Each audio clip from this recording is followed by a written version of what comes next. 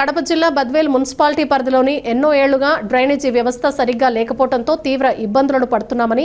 ప్రజలు పదే పదే ఫిర్యాదులు చేయడంతో ఎట్టకేలకు స్పందించిన RDO Chandramohan, municipal commissioner Narasimha Reddy municipal సిబ్బందితో కలిసి త్యాగరాజు కాలనీలోని డ్రైనేజీ వ్యవస్థను వారు శనివారం ఉదయం పరిశీలించడం జరిగింది. ప్రధానంగా వర్షాకాలం వచ్చిందంటే డ్రైనేజీ వ్యవస్థ సక్రమంగా లేకపోవడం, ఇష్టానుసారంగా అక్రమ కట్టడాలు నిర్మించడం వల్ల వర్షపు నీరు పోయే ఆస్కారం లేకపోవడంతో ఒకచోటే నిలబడి మురుగు